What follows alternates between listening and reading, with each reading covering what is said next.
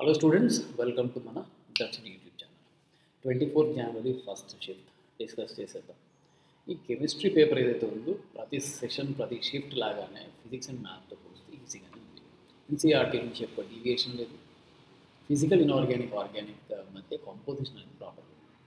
Organic నుంచి యూజువల్గా అయితే కాన్సెప్ట్ ఓరియంటెడ్ క్వశ్చన్స్ వస్తాయి అనుకుంటే రియాక్షన్ ఓరియంటెడ్ క్వశ్చన్స్ ఎక్కువ వస్తున్నాయి. ఫస్ట్ షిఫ్ట్ తప్ప మిగతా అన్ని షిఫ్ట్లో physical chemistry second year portion నుంచి వస్తున్నాయి.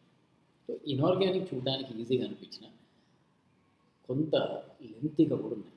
The same time memory oriented ఎక్కువ ఉంటాయి, కానీ లాజిక్ ఓరియంటెడ్ క్వశ్చన్స్ కూడా చెప్తున్నారు ఇక్కడ.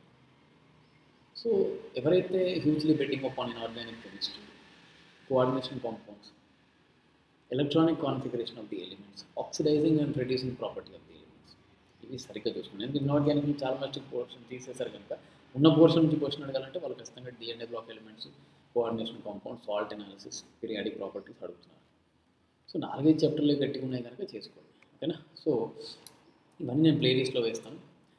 క్వశ్చన్కి వెళ్ళిపోదాం. స్ట్రాంగెస్ట్ ఆక్సిడైజింగ్ ఏజెంట్, దీని రిలేటెడ్ క్వశ్చన్ ఒకటి మనకు ఫస్ట్ షిఫ్ట్లో కూడా వచ్చింది. ఆక్సిడైజింగ్ ఏజెంట్ అంటే ఎలక్ట్రాన్స్ తీసుకుంటుంది. స్ట్రాంగెస్ట్ ఆక్సిడైజింగ్ ఏజెంట్ అన్నప్పుడు ఏమని చెప్తాం?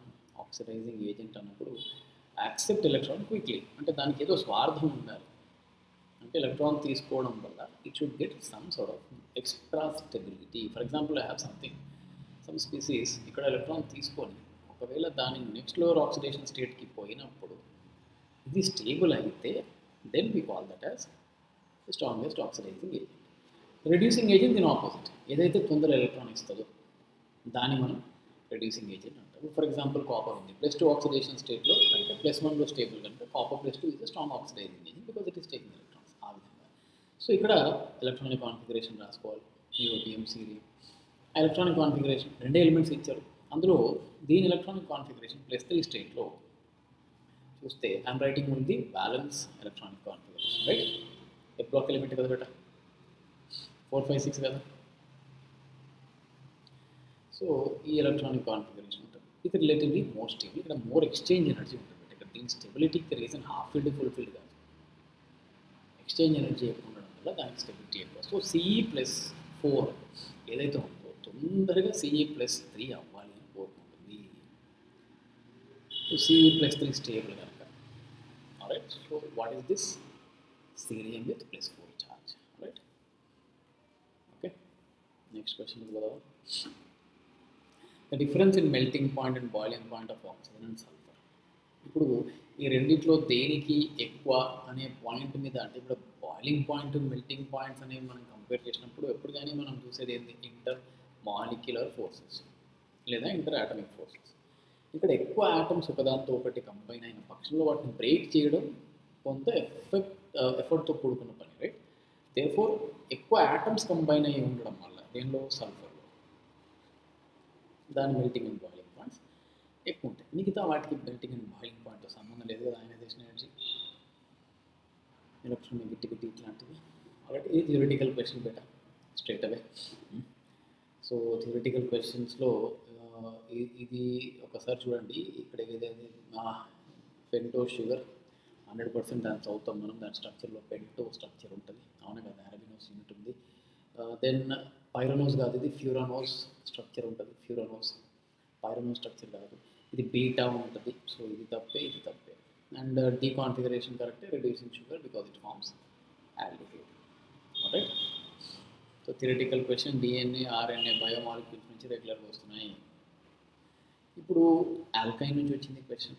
Hg+2 అంటే ఏంటి బెట? Addition of water according to Markovnikov rule. వాటర్ని H&OHగా తీసుకుంటే according to Markovnikov rule you'll be getting alcohol rather enol. And మీకు తెలిసిందే ఈనాల్ వస్తే మీరు ఏం చేస్తారు? దానికి కీటో ఫామ్ రాస్తారు. ఇంపార్టెంట్ క్వశ్చన్, ఐపీలో కూడా వస్తుంది కదా. సైనోహైడ్రిన్ ఫార్మేషన్, ఇక్కడ HCN యాడ్ చేశారు. You'll be getting what? Cyanohydrin కదా, అంటే OH అండ్ CN. ఇప్పుడు దీన్ని మామూలుగా అయితే హైడ్రోలైసిస్ ఇస్తారు, ప్రొడక్షన్ ఇచ్చారు, అవునా. So what you get? ఇది ఎమైన్ అయిపోయింది కదా. మిగతా అంతా యాజ్ ఇట్ ఈస్ అట్లా అయిపోతుంది. సో ఫస్ట్ ఆప్షన్ కదా, చూసింది కదా. ఇక్కడ డౌట్ ఉంటే కింద కామెంట్ సెక్షన్లో మెన్షన్ చేయండి, మీకు ఏదైనా కరెక్ట్ అనిపిస్తే. Most stable carbocation among the following. Stable carbocation అన్నప్పుడు the positive charge is stabilized by positive effects. గుర్తుపెట్టుకోవాలి, negative charge is stabilized by negative effects. అంటే plus I, inductive, mesomeric, hyper conjugation లాంటివి positive ఛార్జ్ని console చేస్తాయి. Releasing groups ఉండాలి. ఏం effect ఇది? Releasing effect. ఇక్కడ చూడండి విత్డ్రాయింగ్ ఉంది, ఇక్కడ చూడండి విత్డ్రాయింగ్ ఉంది, ఇక్కడ మాత్రమే రిలీజింగ్ ఉంది బేటా. ఇది ఇటు, ఇది ఇటు, డబుల్ ధమాకా, ఎక్స్టెండెడ్ కాంజుగేషన్ ఉంటుంది. దీన్ని ఏమంటారు? దీనిలో ఉండేది ఎక్స్టెండెడ్. అంటే ఒకరి వెనకాల ఒకరు చెయ్యందిచ్చి మరీ దాన్ని ఆదుకుంటున్నారు ఈ పాజిటివ్ ఛార్జ్ని. ఎక్స్టెండెడ్ కాంజుగేషన్, క్రాస్ కాంజుగేషన్ రెండు సరిగ్గా చదవాలి మీరు. సో రెండు ఎలక్ట్రాన్ రిలీజింగ్ గ్రూప్స్ కలిసి దాన్ని ఆదుకున్నాయి బేటా. తర్వాత చూద్దామా, which of the following is most reactive towards nucleophilic. జాగ్రత్త, ఎలక్ట్రోఫిలిక్ న్యూక్లియోఫిలిక్ మధ్య కన్ఫ్యూజ్ కావద్దు. న్యూక్లియోఫిలిక్ అంటే న్యూక్లియోఫైల్ మీద ఛార్జ్ ఏముంటుందన్నా? నెగిటివ్ ఛార్జ్ ఉంటుంది. మరి నెగిటివ్ ఉన్నప్పుడు విత్డ్రాయింగ్ గ్రూప్ ఉంటే మంచిది కదా. నెగిటివ్ వస్తున్నప్పుడు ఎలక్ట్రాన్స్ తక్కువ ఉండాలి. బెంజాల్డిహైడే ఉన్నాయి, ఎక్కడైతే ఎక్కువ విత్డ్రాయింగ్ ఉంటుందో అక్కడ రియాక్టివిటీ న్యూక్లియోఫిలిక్ టువర్డ్స్ న్యూక్లియోఫైల్ ఎక్కువనే ఉంటుంది. సో ఇక్కడ రియాక్టివిటీ ఒకసారి మనం కంపేర్ చేసి చూస్తే ఫస్ట్ ఆల్డిహైడ్స్ వస్తాయి. మిథైల్ రిలీజింగ్ గ్రూప్ ఉంది కదా బేట. ఇక్కడ సెకండ్ ఆప్షన్లో ఆల్డిహైడ్ అది కాకపోతే రిలీజింగ్ గ్రూప్. నేను లాస్ట్లో ఎసిటోఫిన్ వస్తుంది. ఇది ఆర్డర్ మీకు కాకపోతే ఆర్డర్ అడగలేదు, మెయిన్స్లో ఆర్డర్ లాంటి అడగరు ఎగ్జామ్ వాటికి. విత్డ్రాయింగ్ గ్రూప్ ఉన్నది మోర్ రియాక్టివ్ అవుతుంది అంతే. ఓకే, తర్వాత H2O అమోనియా మీథేన్ గురించి అడుగుతున్నారు. తెలిసిందే కదరా నాన్న. మోర్ దెన్ వన్ చాయిస్ కూడా అయి ఉండొచ్చు. sp3 ఆప్షన్స్ కరెక్ట్ అన్నప్పుడు ఏబిసి ఏబిడి ఇట్లా వచ్చినాయి, అవి ఇగ్నోర్ దెమ్. అన్నీ కూడా sp3 కదా. ఫస్ట్ అది కరెక్టే. Dipole moment is directly proportional to electronegativity, ఇది కరెక్టే. బాండ్ యాంగిల్ చూద్దామా. H2O 105 నియర్లీ, ఇది 107, ఇది టెట్రాహెడ్రల్ యాంగిల్, ఇది కరెక్టే. అంటే ఇది ఆన్సర్ ఇది అన్నట్టే, ఆడ్ మీద నోట్ చేయొచ్చు, లేదంటే ఇట్లా కూడా చూడండి. H2O రెండు బేసిక్ నేచరే అండ్ అమోనియాని బ్రాన్స్టెడ్ యాసిడ్ అంటున్నారు. ఇది ప్రోటాన్ యాక్సెప్ట్ చేస్తుంది క్విక్గా, ఎందుకంటే నైట్రోజన్ మీద లోన్ పేర్ ఆఫ్ ఎలక్ట్రాన్స్ ఉన్నాయి. సో యాసిడ్ అనడం తప్పు. అఫ్కోర్స్ సోడియం వేసినప్పుడు హైడ్రోజన్ కూడా ఇస్తుంది. ఆంఫోటెరిక్ నేచర్ కలిగి ఉన్నా కూడా దాన్ని ఓన్లీ యాసిడ్ అనకూడదు, కోపం వస్తుంది దాన్ని. హెచ్బిఆర్తో రియాక్షన్ అడిషన్గా హెచ్బిఆర్ ఆల్కిన్ మీద యాడ్ అవుతుంది కదా. And you should know addition of హెచ్బిఆర్కి electron releasing group increases reactivity. ఎంత ఎలక్ట్రాన్ రిలీజింగ్ ఉంటే అంత మంచిది. ఇక్కడ ధమాకా తగిలింది మనకి, ఆక్సిజన్ మీద లోన్ పేర్స్ ఉన్నాయి, తొందరగా డొనేట్ చేస్తుంది. So what you get here, అవునా? అంతేగా, డబుల్ బాండ్ మీద ఇక్కడ positive charge, because that positive charge is stabilized by the resonance. This is the product that you obtain. So reactivity పరంగా చూసుకోవాల్సింది ఏంది? Electron releasing group. అన్నిటికంటే ఎక్కువ ఇక్కడ ఉంది ఆక్సిజన్ ప్లస్ ఎం ఎఫెక్ట్ అంటుందని. ఈ most reactive then comes yes, ఎంత రిలీజింగ్ ఉంటే అంత మంచిది బేట. ఆర్డర్ కూడా రాస్తున్నాం చూసుకోండి. తర్వాత క్వశ్చన్ చూద్దాము, తక్కువ టైంలో సాల్వ్ చేసే ప్రయత్నం. Freezing point of water process is non spontaneous. It becomes spontaneous at boiling point. ఏమైంది ఇక్కడ అంటే delta G is equal to delta H minus T delta S. ఇక్కడ ఎప్పుడైతే ఇప్పుడు ఫ్రీజింగ్ తీసుకో, అవునా, ఫ్రీజింగ్ కదా liquid to solid, freezing point of water. ఆ తర్వాత boiling point of water. Boiling point అంటే ఏంటి? లిక్విడ్ టు గ్యాస్ ఫామ్కి మారుస్తుంది. ఇక్కడ ఏమైపోతుంది? ఎంట్రోపీ పాజిటివ్ పెరిగింది కదా. ఎంట్రోపీ ఫ్రీజింగ్లో తగ్గుతుంది, మరి దీనిలో ఎవాపరేషన్లో అంటే ఇది పాజిటివ్ అయింది. ఇది పాజిటివ్ అయినప్పుడు డెఫినెట్లీ ఈ మైనస్ టర్మ్ అనేది పెరుగుతుంది. దేర్ ఫోర్ మైనస్ టర్మ్ పెరిగిందంటే డెల్టాజీ డెఫినెట్లీ నెగిటివ్ అయి స్పాంటేనియస్ అవుతుంది. దాంతోపాటు what we're doing from freezing to boiling temperature is increased. Keeping in view of these two aspects we say the right answer. So delta S positive అవ్వడం అనేది ఈ ఏమన్నా ఈ negative ఉన్న రెండు ఆప్షన్ తీసేయాలి, పాజిటివ్ అయింది. అండ్ ఆ తర్వాత ఇది బాయిలింగ్ పాయింట్ ఇక్కడ దెబ్బ పడుతుంది. బాయిలింగ్ పాయింట్ సార్ అది కూడా నెగిటివ్ అవుతుంది కారణం boiling of water that is positive. ఇది పాజిటివ్, ఇది పాజిటివ్. కానీ టెంపరేచర్ ఎక్కువ ఉండడం వల్ల ఈ ఓవరాల్ వాల్యూ నెగిటివ్ అయిపోయి డెల్టా జీ నెగిటివ్ అవుతుంది. చాలామంది డెల్టా హెచ్ నెగిటివ్ అని రాశారు. బాయిలింగ్ అనేది హీట్తో కూడుకున్న పని, టెంపరేచర్ పెరుగుతుంది కదా. ఇదైతే చాలాసార్లు చూస్తున్నాం మనం. ఈ MnO2ని potassium permanganate from pyrolusite ore. The fusion of pyrolusite ore is done with an alkali metal hydroxide like KOH in presence of air. అంటే KOH చేస్తున్నాం, ఆక్సిజన్ వేస్తున్నాం, MnO2 వేస్తున్నాం. ఇవన్నీ అంటే తర్వాత KNO3 కూడా వేస్తున్నాం. KNO3 అయిపోతే నీకు మ్యాంగనీస్ ఏ నుంచి ఆక్సిడైజ్ అవుతుంది. KNO4 కావాలంటే KNO3 కూడా ఎయిర్ ఆక్సిడైజింగ్ ఏజెంట్. ఏం వస్తుంది ముందు అంటే గుర్తుపెట్టుకున్నాను, ఫస్ట్ వచ్చేది ఇది +4 కదా, +6 ముందు వస్తుంది. ఆ తర్వాత దీన్ని హీట్ చేస్తే KMnO4 వస్తుంది, +MnO2 +O2. Okay, so first వచ్చేది +6, తర్వాత +7. MnO2 ప్యూరిఫికేషన్ కూడా వాడే టెక్నిక్ ఇది, బ్లాక్ రెసిడ్యూ అవుతుంది. So important D&A block elements కూడా చూసుకోండి. Dumas method is used for the estimation of nitrogen. మీకు తెలిసిందే డ్యూమాస్ మెథడ్లో మీ ఆర్గానిక్ కాంపౌండ్ ఏదైతే ఉందో దాన్ని కాపర్ ఆక్సైడ్తో ట్రీట్ చేసినప్పుడు నైట్రోజన్ గ్యాస్ ఫామ్ అవుతుంది. ఈ నైట్రోజన్ గ్యాస్ వాల్యూమ్ బేస్ తీసుకొని మనం ఎస్టిమేషన్ చేస్తాం. డ్యూమాస్ మెథడ్ జెల్డాల్గా వేరు, డ్యూమాస్ మెథడ్లో this what you call this thing is not converted into ammonium sulphate, it is converted into N2. So statement 1 correct, statement 2 మాత్రం incorrect. అవునా, option 1 ammonium sulphate అయ్యే దేనిలో, జెల్డాల్ method. ఇక్కడ చాలామంది ఒక తప్పు చేస్తున్నారు. ఇది సపోజ్ ఈ ట్రాన్సిషన్ పోయిందండి, ఇది ఉంది. ఓకే, 3 ట్రాన్సిషన్స్ ఉన్నాయి. ఈ 3 ట్రాన్సిషన్లో ఎలక్ట్రాన్ ఇక్కడ నుంచి ఇక్కడికి దుంకింది, దీన్ని ఎనర్జీ ఏ అంటాను. ఏ నుంచి ఇక్కడికి దుంకిందంటే ఎనర్జీ B అంటాను. ఈ నుంచి ఇక్కడికి దుంకితే C అంటాను. ఇక్కడ అందరూ ఏం చేస్తున్నారంటే λA = some of λB and λC రాసారు. ఇది తప్పు పెట్టాలి. ఎనర్జీ టోటల్ = సమ్ అవుతుంది. ఈ wave length is not additive property. అప్పుడు ఏం చేయాలి, E = hc/λA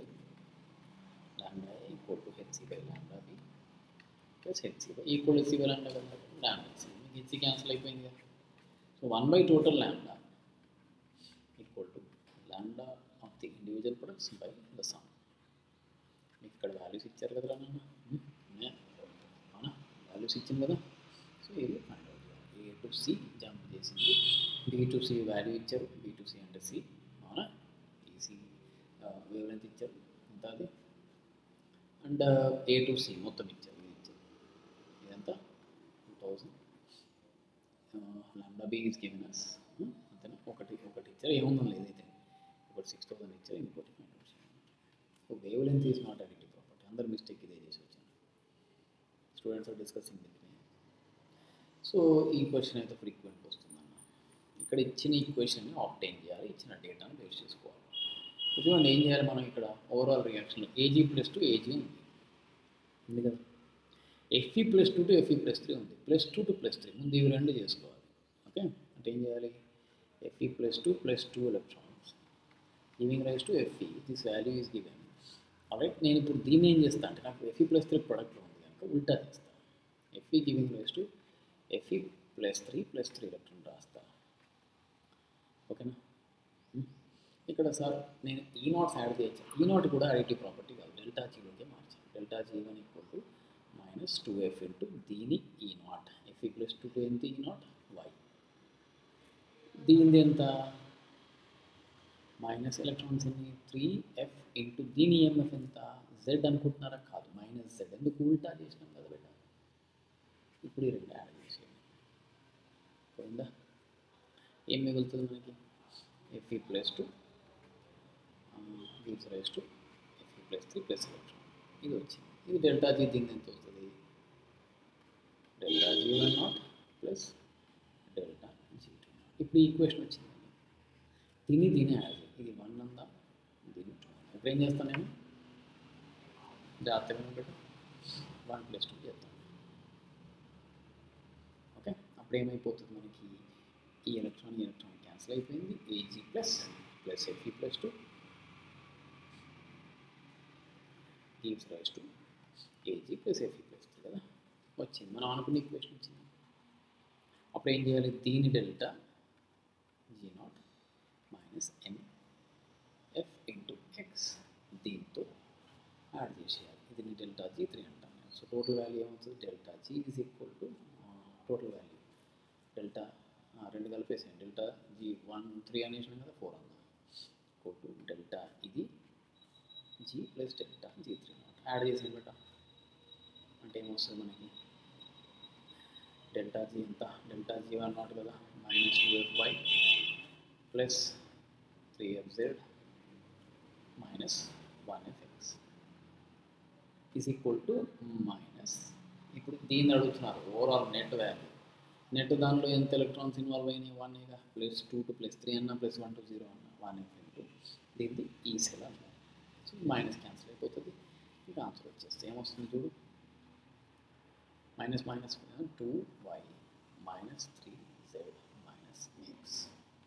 ఓకేనా, ఏమైనా మిస్టేక్ చేసామా? Okay, did we get the correct answer or not? So ఒక్కొక్క ఈక్వేషన్కి సంబంధించిన వాల్యూస్ అయినా సబ్స్టిట్యూట్ చేసింది, plus 2 minus 2y. There are any calculation mistakes, check it. Total minus తోటే కదా కూడా మల్టిప్లై చేసేది. So what you get, minus 2x వస్తుంది కదా, ప్లస్ ఎక్స్. ఈ మల్టిప్లికేషన్ ఫ్యాక్టర్ ప్లస్ ఎక్స్, ఇది అంటే ఏమొచ్చింది, X plus minus 3z plus 2y, ఇది వచ్చింది. Okay, X plus 2y minus 3z. All good, కొంచెం లెంతీ బట్ దట్స్ ఓకే, కొన్ని క్వశ్చన్స్ ఉంటాయి అట్లాంటి. ఇప్పుడు చూడండి, OH minus S plus OH replacement అయింది. ఇది కూడా న్యూక్లియోఫిలిక్ సబ్స్టిట్యూషన్ చేస్తుంది, రెండిట్లో ప్రైమరీ వాడుతుంది. You know that towards nucleophilic substitution, primary is less reactive and it follows SN2 pathway. So polar protic తీసుకునే ఛాన్సే లేదు, SN2కి పోలార్ అప్రోటిక్ తీసుకుంటాం. SN2 కదా రెండిట్లో, అవునా? ఇక్కడైతే అసలే తీసుకోవద్దు, ఇక్కడన్నా కొంచెం సపోర్టివ్ సాల్వెంట్ అవసరం పడుతుందేమో, కానీ ఇక్కడ తీసుకుంటే ఏమైపోతుంది తెలుసా, నైట్రోజన్ మీద ప్రోటిక్ తీసుకుంటే అది స్ట్రాంగ్ బేస్ కనుక ఆ ప్రోటాన్ లాగేసుకుంటాం. సో రెండింటికి పోలార్ ప్రోటిక్ తీసుకోవడం ఇస్ ద బెస్ట్ ఆప్షన్. ఎందుకంటే దాని స్ట్రెంత్ తగ్గకూడదు, ఏమాత్రం తగ్గినా ప్రోటాన్తో ఏమాత్రం దాని స్ట్రెంత్ తగ్గినా అది రియాక్షన్లో పార్టిసిపేట్ చేయదు, ఎందుకంటే primary is less reactive. So both aprotic is right answer. Some people are still arguing that one is protic and the other is aprotic. I don't understand how. Next question stoichiometry నుంచి. Fe3O4 అనేది limiting relation పెట్టా, ఇది కూడా కొన్ని క్యాలిక్యులేషన్తో కూడుకున్న question. ఇది Fe3O4 plus CO2 plus Fe కదా, ముందు రియాక్షన్ రాయాలి, బ్యాలెన్స్ చేయాలి. ఓకే, 4 + 2 6 కదా, జాగ్రత్త. Fe2 CO కదా, ఉంటా రాసిన. సో ఆక్సిజన్ చూసుకోబెట్టా 5 వచ్చినాయా, 5 వరకు రాసిన. CO2తో పెద్ద పని లేదు. ఇది ఎన్ని కేజీలు, 2.32 × 10⁻³ మన ప్రీవియస్ సెషన్లో లిమిటింగ్ రేంజ్ మీద ఈజీ క్వశ్చన్ వచ్చింది, అది కూడా చెక్ చేయండి. ఇది 2.8 × 10⁻³ రైట్, డివైడెడ్ బై దీని మాలిక్యులర్ వెయిట్ చేయాలి. మేబీ ఇట్ ఈస్ 232 అట్లా ఇస్తారు క్వశ్చన్స్ మనకి. ఇది 28 అంటే సింప్లిఫై చేసుకొని చూసుకోవాలి. అంటే ఎన్ని వస్తుంది ఇది, 10⁻² అంటే 10⁻² × 10⁻³ ఈజ్ 10 మోల్స్. ఇది 100 మోల్స్, అంతే అంతేనా? ఇప్పుడు ఈ రెండిట్లా ఏది లిమిటింగ్ రీజెంట్ అవుతుంది బెటర్, ఖచ్చితంగా 10 1 మోల్కి 3 మోల్స్ అయినప్పుడు 10కి ఎంత, 30 మోల్ అంతే. రైట్, సింపుల్ కదా. ఓకే, కిలో మోల్ అన్ని కేజీల్లో ఉన్నాయరా. సో 30 కిలో మోల్ అన్నప్పుడు 30 × ఐరన్ 56. ఓకే, ఇది దాని ఆన్సర్ 1680. సింప్లిఫై చేసుకో. తర్వాత క్వశ్చన్ ఇదైతే కొంచెం డైరెక్ట్గానే చేయొచ్చు, పెద్ద ప్రాబ్లం ఏం లేదు. Consider following complex compound, total 3 moles of ions ఉన్నాయి. AgNO3 వేస్తే 2 Cls బయటకు వస్తాయి. 2 Cls ఎక్కడ ఉన్నాయో బయట చూసుకో అంతే, ఎందుకంటే ఇది మొత్తం అయాన్స్ ఎన్ని వస్తాయి, ఇదంతా కాంప్లెక్స్ స్పీసీస్, ఇదంతా ఒక యూనిట్ కింద ఉంటుంది. అండ్ 2 chloride అయాన్స్ ఉంటాయి. రైట్, చాలా easy question, long but easy. ఇదైతే డైరెక్ట్ IP టెక్స్ట్ బుక్లో నుంచి దిగింది. First thing solvent vapour pressure అనేది P0 అనేది P కంటే ఎక్కువ ఉండాలి. అవునా? సో ఈ సొల్యూషన్ ఎక్కువ ఉన్నది రూల్ అవుట్ అయిపోయింది. ఇప్పుడు ఈ రెండు మిగిలినాయి. ఇక్కడ ఫ్రోజన్ సాల్వెంట్ అనేది ఇది రిప్రజెంట్ చేస్తుంది. అవునా? ఇక్కడ వరకు రెండింటి మధ్య సిమిలారిటీ ఉన్న ఇక్కడ ఫ్రోజన్ సాల్వెంట్ ఉంటుంది. ఇది మీ కరెక్ట్ ఆన్సర్. మీ ఐపీ టెక్స్ట్ బుక్లో ఉంటుంది graph as it is. Next question. So ఇక్కడ ఏంటంటే ఒక ప్రోడక్ట్ ఫామ్ చేశారు, రెట్రోసింథసిస్ అని రివర్స్లో పోవాలి. ఏ రియాక్టర్ని చూస్ చేసుకుంటే నీకు ఈ ప్రోడక్ట్ వస్తుందని అడుగుతున్నారు. కొంచెం లెంతీగా సిస్టమేటిక్గా పోయే ప్రయత్నం చేద్దాం. ఏ రియాక్టర్ని తీసుకుందాం? NBS N-bromosuccinamide does the allylic bromination. తర్వాత హాఫ్మన్ ఎలిమినేషన్ బల్కీ బేస్ తీసుకున్నారు. తర్వాత hydroboration followed by hydroxylation, then mild oxidation using PCC pyridinium chlorochromate. సో ఒక్కొక్కటి వేసి చూసుకోవాలి. అంత ఓపిక మీకుంటే ఒక్కొక్కటి చేసి ఖచ్చితంగా చూసుకోండి. ఏ whatever is the answer, I want to try out on a particular compound which I don't know whether that is correct or not. I want to try. ఎట్లా చేయాలో చెప్పగలుగుతాను.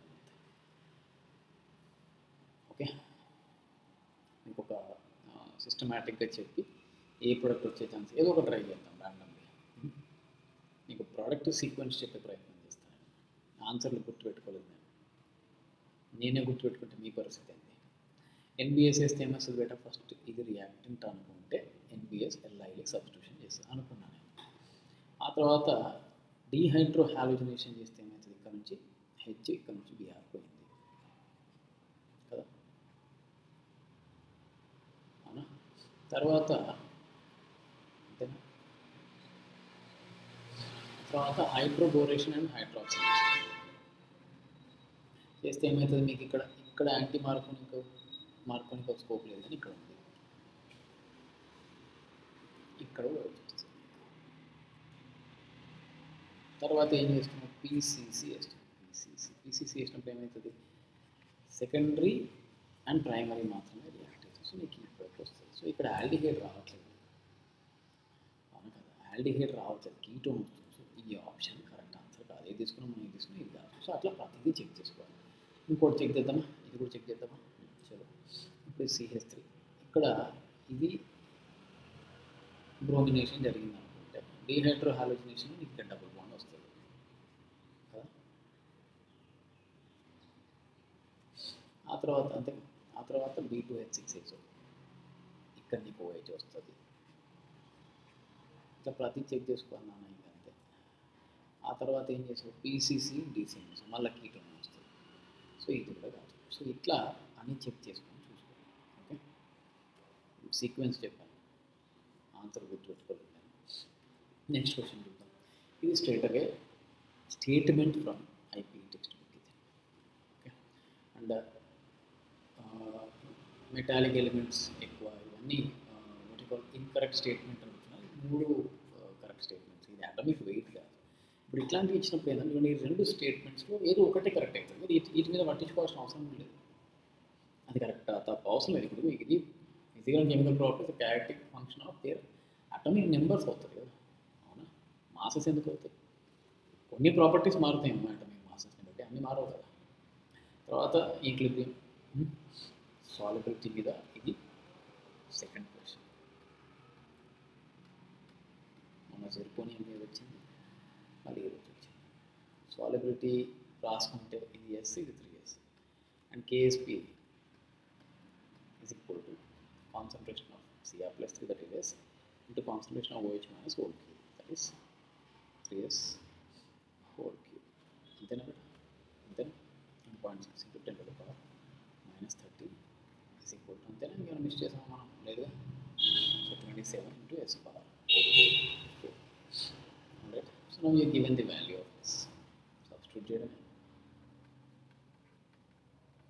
27 into 1.56 into 10 power minus x whole power 4. So simple math apply చేయండి, x value find out చేయండి. Okay, so ఈ సెషన్లో సాధ్యమైన questions మనం discuss చేసేసాం. ఇంకొక షిఫ్ట్ డిస్కస్ చేస్తే ఈ మొత్తం అప్ టు 24th క్వశ్చన్స్ అని సాల్వ్ అయినట్టు అవుతుంది. ఇవన్నీ నేను ప్లేలిస్ట్ రూపంలో వస్తున్నా, ఎవరైతే 29th రోజు రాయాలో వాళ్ళంతా రివైజ్ చేసుకోండి. Okay, so subscribe, share and like. ఏమైనా డౌట్స్ ఉంటే మాత్రం, ఏమైనా కాంట్రవర్సీ ఉంటే తప్పకుండా ఫీడ్బ్యాక్ అనేది తెలియజేయండి. Please take care of your self.